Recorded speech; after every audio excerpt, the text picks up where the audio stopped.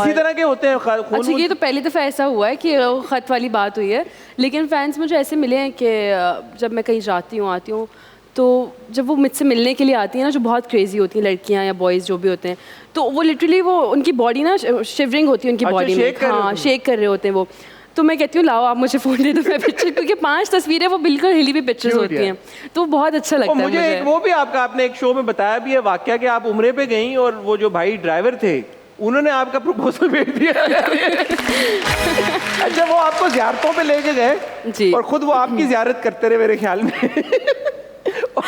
और वो सीरियस हो गई बात, फिर पता चला बाद में उनकी भाभी का भी फोन आया। हाँ, उनकी भाभी का ही कॉल आई थी अम्मी के पास कि वो रिश्ते की कोई बात। कहाँ तक पहुँची है वो बात? फिर वहीं रुक गई थी। वो साल होने वाला है बस बात को, वो वहीं रुक गई थी क्योंकि। How do you deal with this kind of attention?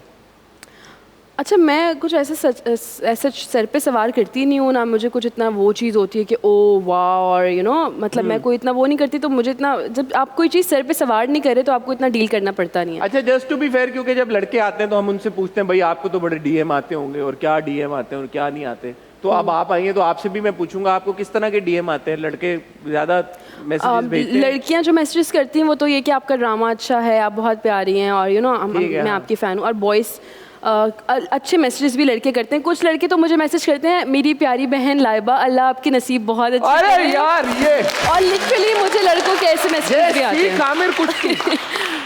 तो अच्छा, वो प्यारे प्यारी दुआएं भी होती हैं और अच्छे अच्छे नसीबों की दुआएं भी होती हैं, और कुछ ऐसे होते हैं I love you Laiba, will you marry me, ये वाले भी होते हैं। तो दोनों तरह के होते हैं। तो आप जवाब कभी दिया आपने कभी किसी को? अच्छा नहीं। कमेंट्स पे जवाब दे देती हूँ लेकिन डीएम पे नहीं, फिर आपको पता है वो चेंज शुरू हो जाती है।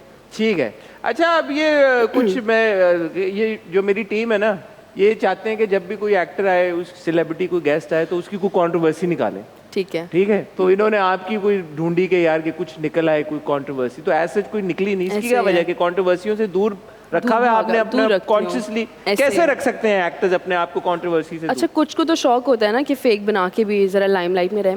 मुझे बहुत से लोगों ने कहा कि तुम्हें ना कुछ करना चाहिए इस तरह का, कि तुम एक दफ़ा रजिस्टर हो जाओ लोगों की नज़र में कि लाइबा खान, कुछ भी अपना यू नो कोई रिलेशनशिप दिखा दो, या अपना कुछ सेट पे फड्डा लगा दो कि तुम्हारी कोई लड़ाई हो गई है तो तुम सेट छोड़ के चली गई हो, या कुछ उल्टा सीधा कह दो कि किसी डायरेक्टर ने ये कर दिया वो कर दिया। फिर मतलब बहुत दिमाग मेरा ब्रेन वॉश करने की कोशिश की। फिर मैंने एक बात सोची, ये कौन लोग हैं आपके साथ जो काम कर रहे होते हैं ना, कुछ एक्टर्स होते हैं, कुछ यू नो मेकअप आर्टिस्ट होते हैं, डायरेक्टर्स होते हैं, यू नो इस तरह के लोग होते हैं। मुझे लगता है हर फील्ड में आप अगर टीचर भी बने, स्कूल में पढ़ा भी नहीं, तो आपके आसपास के दूसरे टीचर्स भी आपको कहीं ना कहीं यू नो वो कर रहे होते हैं। तो ऐसा हुआ मेरे साथ, और मुझे काफ़ी लोगों ने कहा कि कुछ ऐसा करो कि एक दफ़ा तुम्हारा नाम बैठ जाए कि हाँ ये इसके साथ कुछ हुआ था। मैंने एक बात सोची कि आज मैं ये करके थोड़ा सा फेम हासिल कर लूँगी, लेकिन कल को वो चीज़ जो कि नहीं हुई भी ऑब्वियसली, वो मेरे सर पे, मेरे यू नो फोरहेड पे एक टैगलाइन बन जाएगी। मैं क्यों फेक वो कुछ भी, मुझे कोई शौक नहीं है, मैं किसी चीज़ पे रिग्रेट नहीं करना चाहती कभी अपनी लाइफ में। अच्छा, लेकिन ये कह रहे हैं, कोई इन्होंने लिखा है कि आपने रेबेका खान को बेस्ट इमर्जिंग टैलेंट का अवार्ड मिलने के बाद कोई पोस्ट लगाई और उसमें आपने उनकी बुराई की, ये क्या हुआ था? अच्छा, बेसिकली कोई मुझे समझा दे, मुझे वाकया नहीं पता, इन्होंने मुझे दिया है। हाँ, मैं तो चाहता हूं कि एक्टर्स की कोई बुरी बात हम करें ही नहीं। अच्छा, इसमें मुझे कुछ वो नहीं है ना, मुझे कोई रिग्रेट है।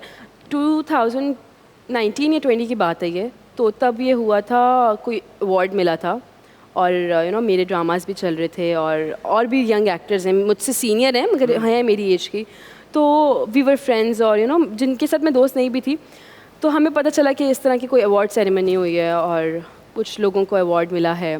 तो मुझे उस चीज़ पे थोड़ा सा ये हुआ कि जो लोग, जो क्रिटिक्स हमारे जो अवार्ड दे रहे होते हैं, तो उनको ये क्यों नहीं दिख रहा कि और भी बहुत से लोग हैं।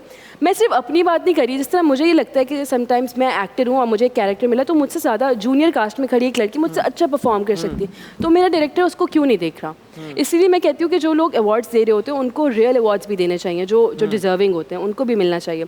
तो मुझे उस पर ये हुआ था कि यार एक इंसान ना कोई कंटेंट बना रहा है, ना एक्टिंग, ना सिंगिंग, ना कोई किसी किस्म का टैलेंट नहीं है, तो बगैर टैलेंट के अवार्ड क्यों मिला? क्योंकि वो एक बंदे को बेस्ट इमर्जिंग टैलेंट, मुझे कैटेगरी या बंदे का कुछ नहीं था कि वो कौन बंदी है या उसको किस चीज़ पे मिला, मुझे कैटेगरी का बिल्कुल भी नहीं था। मुझे बस ये था कि एक इंसान को मिला, उसमें कोई खूबी तो हो। मैंने सिर्फ उस चीज़ पे आवाज़ उठाई, क्योंकि मिला खूबी नहीं है। लोग टिकटॉक बना के बड़ा, अच्छा देखिए, मैं टिकटॉक को बुरा नहीं कहती क्योंकि मैं खुद भी बनाती हूँ, और मैं नहीं भी बनाती होती तो भी मैं बुरा नहीं कहती, लेकिन टिकटॉक पे कोई कंटेंट भी तो हो ना। आप भी तो खाली BTS लेकिन लगा रही हैं, आपके 3 मगर मिलियन मैं तो फॉलोअर। एक्टर हूँ ना, मैं तो एक्टर हूँ। जो एक्टर नहीं है, जो सिंगर नहीं है, जो सिर्फ टिकटॉकर है, जो लिपसिंग कर रहा है, उसका क्या कंटेंट है? सही, इन्होंने तालियां बजाई हैं, सब टिकटॉक पे सब टिकटॉक पे है, लेकिन तालियां बजा रहे हैं। आप कह रहे हैं मीनिंगफुल कंटेंट होना चाहिए। मीनिंगफुल होना चाहिए कुछ। मैं किसी प्लेटफॉर्म को बुरा नहीं कह रही, इंस्टा भी तो है ना, हम उसको भी तो बुरा नहीं कहते। तो मुझे ये लगता है कि अगर आप किसी को कुछ अवार्ड दे रहे हो या कोई बड़ा कारनामा कुछ किसी ने पेश किया, तो वो दिखे भी तो सही।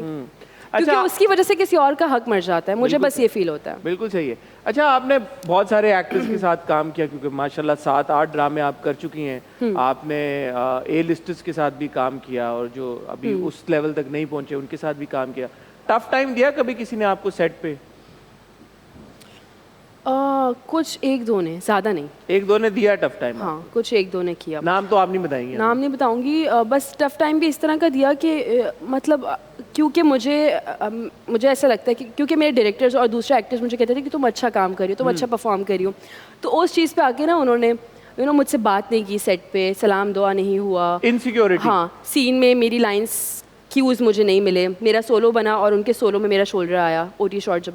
तो वो चीज़ मुझे फेस थोड़ी सी करनी पड़ी, जो कि मुझे समटाइम्स बुरा लगता था कि बुरी बात है, बुरी बात है। और करियर का स्टार्ट भी था, इसलिए कि ये लड़की आ रही है यार, ये आगे ना निकल जाए कहीं, ये ज़्यादा अच्छा ना परफॉर्म करे। पता नहीं वो उनकी अपनी सोच है, लेकिन मुझे थोड़ी सी ये चीज़ फेस करनी पड़ी। लेकिन अल्लाह का शुक्र है बाकी सब बहुत सपोर्टिव थे। और इनकरेजमेंट मिली एक्टर से, को स्टार से, उनके तो नाम बता सकती हैं आप फिर? किसने आपको अप्रिशिएट किया, बोला कि बेटा यूं नहीं, यूं कर लो, ऐसे कर लो, ये सीन ऐसे कर लो, कोई गाइडेंस, एडवाइस? यासिर नवाज। यासिर नवाज के लिए तालियां हैं, यासिर भाई।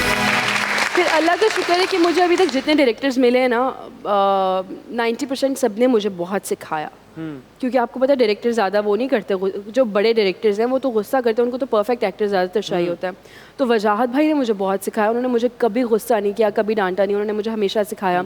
कुछ DOPs इतने अच्छे हैं, उन्होंने मुझे सिखाया, क्योंकि जब मैं शुरू में आई थी ना, तो मैं बहुत जल्दी लाइन्स बोलती थी, बहुत जल्दी एक्टिंग करती थी। उन्होंने कहा ठहराओ के साथ, टाइम लो, टेक योर टाइम, एक्सप्रेस करो अपने। तो मुझे शुक्र है कि सबने सिखाया, अभी तक मुझे सब सिखा रहे होते हैं, बहुत से एक्टर्स, डायरेक्टर्स, और मैं सबसे सीखती हूँ, मैं अपनी ईगो हर्ट नहीं करती। सबसे कोई चैलेंजिंग मोमेंट?